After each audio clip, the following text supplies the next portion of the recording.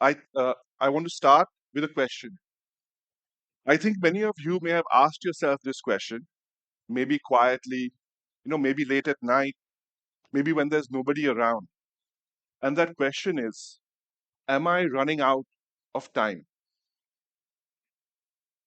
Not in the literal sense, but time to figure things out, time to become successful, time to matter, time to catch up with everyone who seems to be moving faster than you. Because today, it can feel like our life has become a timeline. By this age, you're supposed to know your career goals. By that age, you're supposed to be financially stable. And somewhere along the way, you're also supposed to already be ahead of everyone else. And if you're not, you feel late. I felt that.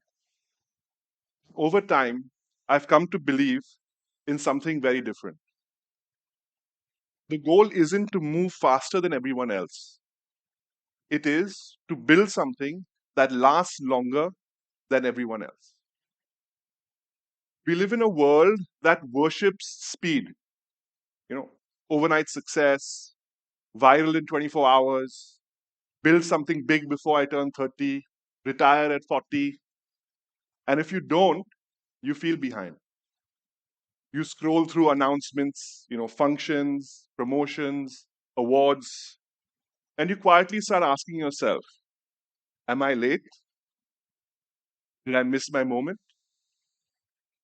Most overnight success stories are 10-year stories where we only saw the final chapter. But what we rarely see is what those 10 years actually look like. They look like uncertainty. They look like things are not working. They look like being ignored. They look like trying things that nobody noticed. They look like doubt. They look like comparison. They look like wondering if you chose the wrong path. And then one moment arrives and the world calls it overnight. Think about how often this pattern repeats itself. A company suddenly becomes the next big thing, but for years, nobody returned their calls. An artist is suddenly discovered, but they spent a decade releasing work that almost nobody listened to. An athlete breaks through, but they trained every day for years for a moment that lasted minutes.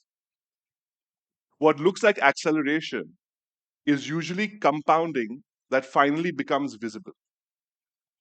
And social media makes this even harder because you don't see the people's slow years. You don't see the years when nothing obvious is happening. You don't see the years where they are just getting better quietly. You only see the moment when the world notices them. And when you only see the last chapter of everybody else's story, you start to believe that you are behind in yours. And the hardest part is, during those invisible years, nothing feels like progress.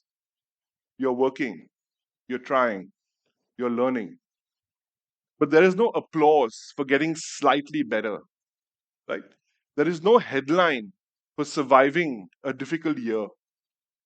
There is no announcement for slowly learning judgment. Most of the skills that matter in life don't feel dramatic when you're building them. They just feel like effort. And sometimes they feel like doubt. And that's why patience feels so uncomfortable when you're young, because you can't see yet which effort is compounding and which effort isn't. And almost everyone who succeeds long term spends time not being sure which one they are in. The world is loud about outcomes. Reality is quiet about process. And real success is mostly process. As you heard earlier, I've spent my entire career in a legacy business. So from the outside, it looks stable, right?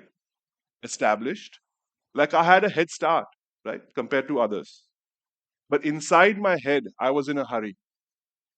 I was competing with time and honestly with myself. And that forced me to slow down, not in effort, but in thinking. Because I realized something uncomfortable. Speed without depth is fragile. Because speed feels safe when you are young. You think that if you can just get ahead fast enough, you will be secure. But what experience slowly teaches you is that real security doesn't come from early wins.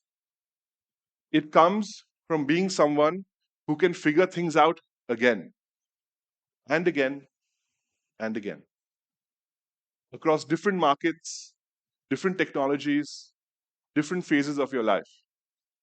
And that was the shift. Not overnight, gradually. I started asking a different question. Not how fast can I win, but what do I need to become to be able to win repeatedly for decades? And that changed everything.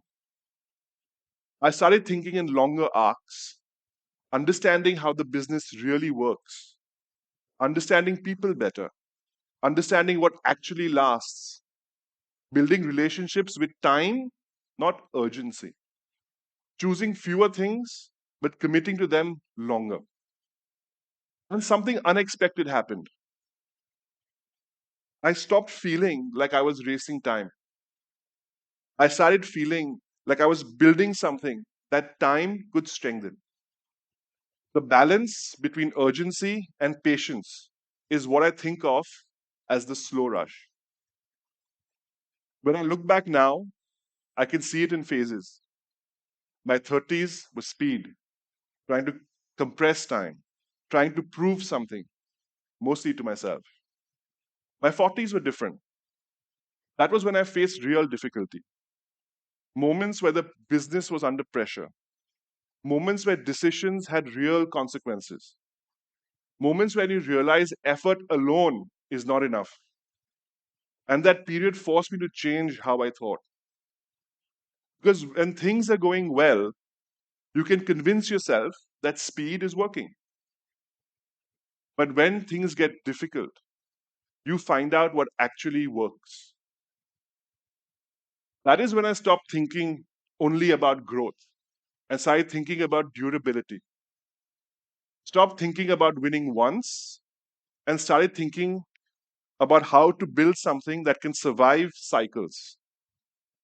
Stopped thinking about how fast I can move and started thinking about what had to be true underneath for this to last. And that shift didn't come from theory, it came from pressure. It came from seeing what breaks and learning what doesn't. That you don't control, and that period also forces you to confront something else. That you don't control timing as much as you think you do. You can control effort, you can control preparation, you can control how seriously you take learning. But markets change, industries change, people change, circumstances change. And when you go through a difficult period long enough, you stop believing in perfect timing. You start believing in staying power. You will stop asking, when will things finally become easy? And you start asking, am I building something strong enough to survive when things aren't easy? And that's a very different way to live. And now, as I move into my 50s, this isn't just an idea, it's how I want to live, build, lead.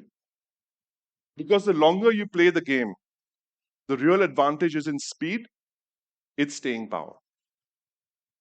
The slow rush is not about moving slowly, it's about moving with urgency, but not with panic. Because trends change, technology changes, industries change, but deep capability compounds. Think about how anything truly strong is built, not in moments, but over time. skill, trust, judgment, reputation, self awareness. These don't grow in moments, they grow slowly, and over time, they become who you are.